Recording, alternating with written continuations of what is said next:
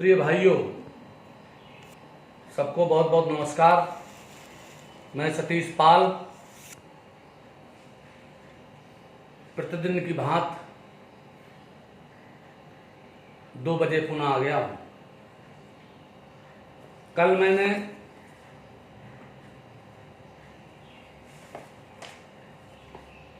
जो बोला था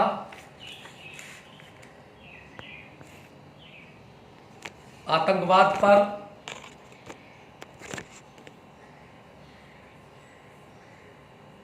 और नशा पर, शराब पर,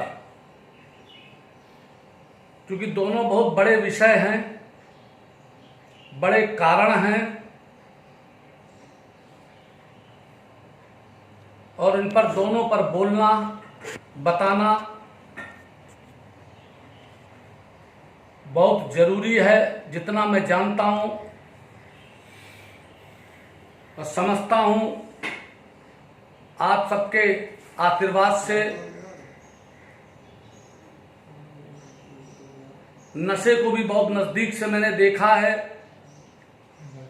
कि जब किसी की आदत पड़ जाती है, आदमी आदत का गुलाम होता है।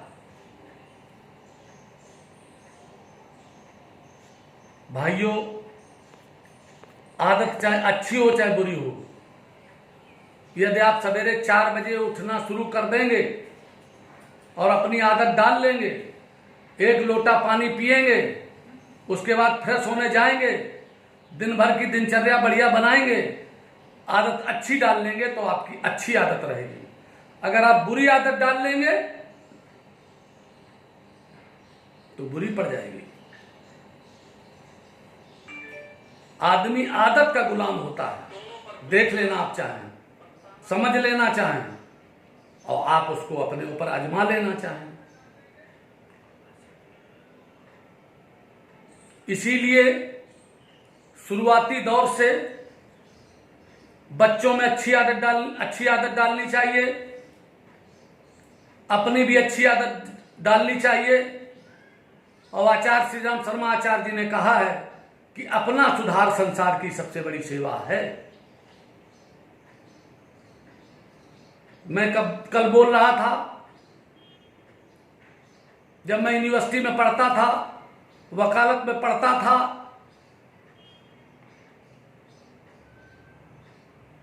और ITI में स्टेनो इंग्लिश से ट्रेनिंग कर रहा था, उस समय की मौजूदा हालात पर और कुछ गुंडों से निपटने के लिए, कुछ अपना प्रभाव बढ़ाने के लिए, और उस टाइप की संगत में जब हम पड़े, और प्रधान के चुनाव से लेकर तमाम जगह इस तरीके के शराब का दुरुपयोग और सदुपयोग हुआ,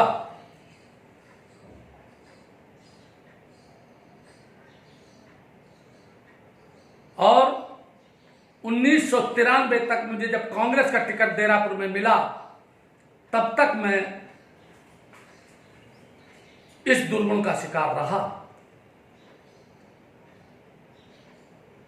और मैंने ये भी देखा, उस समय समझा कि तमाम लोग जो हमारे विरोधी हैं, जो हमारे दुश्मन हैं,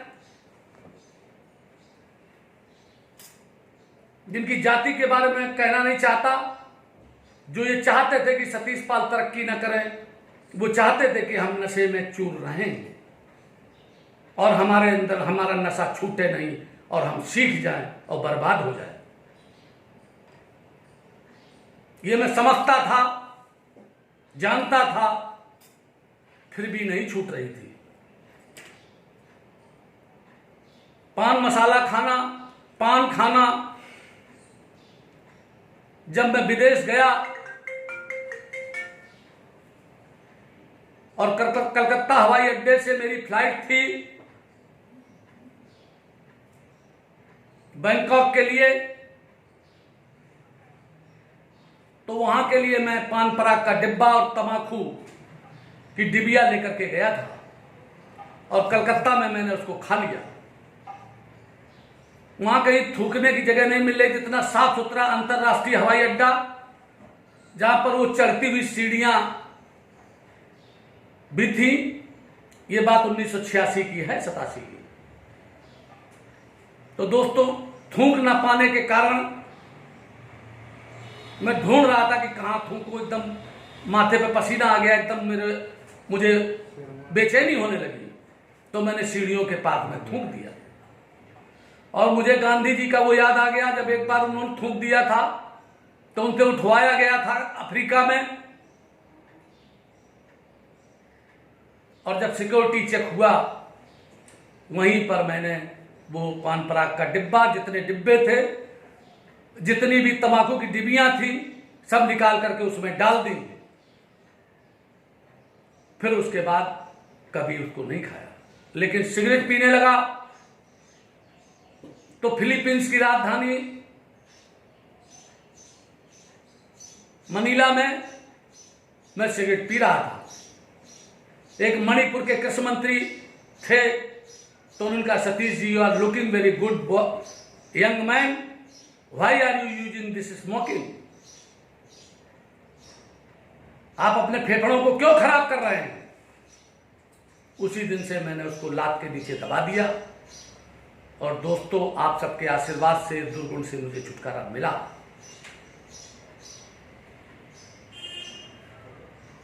और उसके बाद जब 93 में उसके बाद में जब शादी ब्याह में कहीं भी जाता था, हर आदमी मुझको शराब के मामले में मेरी खातिर करने के लिए उतावला रहता था। और धीरज में कान में कहता था, विधायक जी जरा अंदर आना। और लोग हमारे साथ जो जीप में जाते थे वो लोग भी करते थे। एक दिन में बैठे बैठे इस पर बहुत सोचता रहा। और आप सबके आशीर्वाद से, स्नेह से, वो 1993 से 7/2000 और 20 साल, 27 साल हो गए हैं, मैंने उसको छुआ नहीं। हमारे 2 सगे भाइयों को, छोटे भाइयों को, वो लोग भी मुझको देख करके कि मेरे भाई तो बड़े नेता हो रहे हैं पी करके, और तो वो लोग भी, उनको भी बिगाड़ा गया और दोनों भाई बर्बाद हो गए। एक जो महिला भाई है वो चरस भी पीता था, उसको स्मैक भी सिखाई गई, मुझे कमजोर करने के लिए सिखाई गई।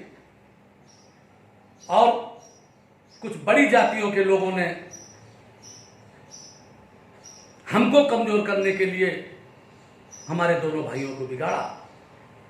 इसलिए दोस्तों, हमारी हाथ जोड़ के आपसे अनुरोध है कि आप लोग, सब लोग, ये नशा, ये शराब, चाहे देसी चाहे अंग्रेजी, और सर्व समाज के लिए, पूरे हिंदुस्तान के लोगों से कहना चाहता हूं मैं, सरकारों के सामने, मजबूरी सरकारों के सामने देखिए कि जैसे ताल की मिट्टी ताले जाए, घुंघरू पताले जाए। जो पैसा आप टैक्स के रूप में देते हैं वो आपके पास सब्सिडी के रूप में सरकार के द्वारा आता है, या सरकार उससे तनख्वाह देती है लोगों को, फिर लोगों को पेंशन देती है। और आपको शराब के क्वार्टर, एक पहुंच के उससे, देसी हो चाहे अंग्रेजी हो, आपको बताइए कि पलट के आपको क्या मिलता है? आपकी तंदुरुस्ती अच्छी होती है क्या? आपकी तबीयत ठीक होती है क्या? आपका बुखार ठीक होता है क्या? आपका जुकाम ठीक हो जाता है क्या? कोरोना वायरस ठीक हो रहा है क्या? कुछ नहीं, पलट के मिलता है तो कलह मिलती है। आपकी जेब खाली होती है, आपकी कमाई का रुपया जाता है, और आपको सामाजिक बुराई मिलती है। आप का नामकरण होता है कि आप शराबी हैं। और इससे आने वाली आपकी जो संतति है, आपकी जो पीढ़ी है, आपका जो बेटा है, आपकी बेटी है, और रोज आपकी जो पत्नी आपको झेलती है, आपकी पत्नी जो आपसे पीने से परेशान रहती है, तो दोस्तों, इस मेरा आज अनुरोध है, आज की तारीख नोट कर लीजिए, आज की तारीख नोट कर लीजिए, 6 तारीख है, 6 जुलाई। मैं पूछ रहा हूं सामने बैठे लड़कों से, 6 मई को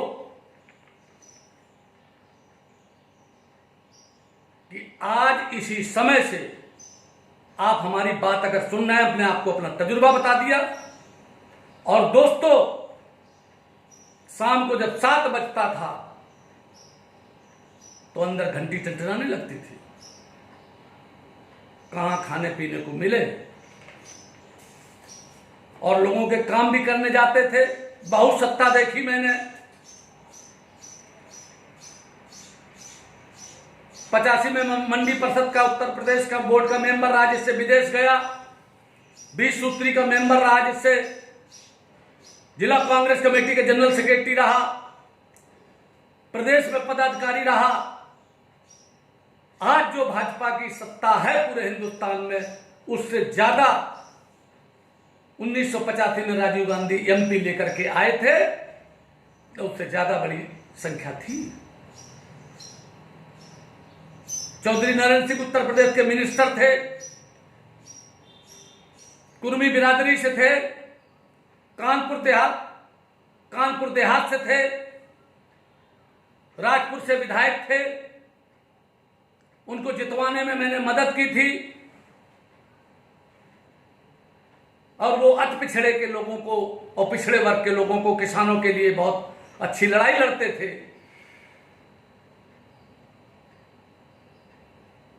आप दुनिया में नहीं हैं, मैं उनको श्रद्धांजलि अर्पित करता हूं आप लोगों की तरफ से।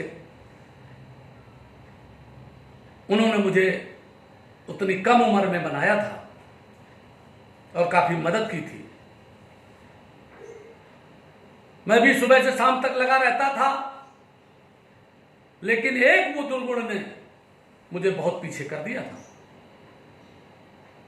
मैं आप सबसे कहना चाहता हूं आज दोस्तों,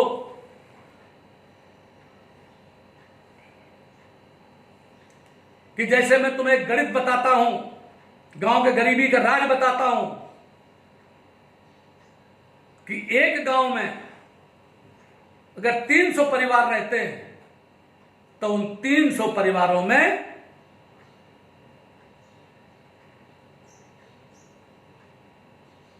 कम से कम उसके घर में अगर 2-3 आदमी हैं, 2 लोग हैं, 2 भाई हैं, पिताजी हैं, तो वे निश्चित तौर पर खैनी, तमाकू और मसाला, नहीं तो बीड़ी, और एक आध कोई जरूर दारू पीने लगता है। क्योंकि जब गांव गांव ठेके खोले गए, अगर मनरेगा आया, लोगों गांव गांव रोजगार मिला, प्रधानी का चुनाव हुआ, अगर आपकी आर्थिक स्थिति बढ़ी, आपने कहीं अगर काम करना शुरू किया, आप बाहर चले गए, तो कहीं न कहीं आपको दुर्गुण लगा। तो उस हिसाब से रोज अगर एक घर में 20 रुपए का भी अगर वो मसाला और तमाकू खप जाता है, तो महीने में 600 रुपए का खर्चा आ गया। साल में 7200 का हुआ, और 300 परिवारों से आप 7000 का गुणा कर दीजिए, 21 लाख रुपया हो गया। आप ये बताइए, ये तो मैं आपको सिर्फ अकेले एक नशे की बता रहा हूं, 20 रुपया रोज का, और आपको 20 रुपया कुछ नहीं लगता है, क्योंकि आपकी आदत पड़ गई। मैं तो सुबह से शाम तक देखता हूं। अब उसमें शराब का देख लीजिए, फिर इसके बाद अगर 5 आदमी का अगर कहीं झगड़ा हो जाता है, तो अगर थाने आप पहुंच गए शराब पी के और नशा करके, या वैसे झगड़ा कर लिया, किसी बात पे कर लिया, तो पुलिस वालों ने अगर आपसे 1000 2-4 झटक लिए, तो साल में 2-4 लाख रुपया इस तरीके से 1,50,000 रुपया निकल जाता है। एक थाने में 100 गांव के आसपास होते हैं। एक गांव में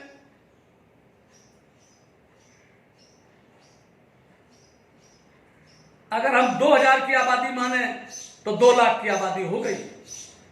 और ठेके 10 सिर्फ देसी ठेके अगर समझ लो एक थाने में जोड़ लेना, और हर थाने की रोज की बिक्री कम से कम 50,000 रुपए होती है। तो 10 थानों में रोज 5 लाख रुपए की बिक्री हो गई, तो महीने में 150 लाख रुपए की बिक्री हो गई। 30 में 5 लाख का गुणा कर दो, 150 लाख हो गया। और 12 महीने का 150 का अगर कर दीजिए तो जाने कितने हजारों लाख रुपया हो गया। 150 लाख का मतलब है कि 12 महीने में 1800 लाख रुपया हुआ। 1800 लाख दोस्तों, ये बिल्कुल सत्य बता रहा हूं आपको। और ये आज पूरे हिंदुस्तान में दिखाई दे रहा है कि इतनी खराब आदतें डाल दी गई हैं लोगों की। आदमी आदत का गुलाम है कि जैसे ही खुला ठेका तो उसने ना कोरोना देखा, उसने ना सोशल डिस्टेंसिंग देखी, ना उसने जेल जाने के बारे में वो किया, और हड़बड़ाता हुआ 3-3, 4-4 किलोमीटर की लाइनें लग गई। आप उनकी मनस्थिति को जान सकते हो। ये सिर्फ ठीक हो सकता है तो सरकार ठीक कर सकती है, आदमी का मनोबल ठीक कर सकता है, आदमी का संकल्प ठीक कर सकता है।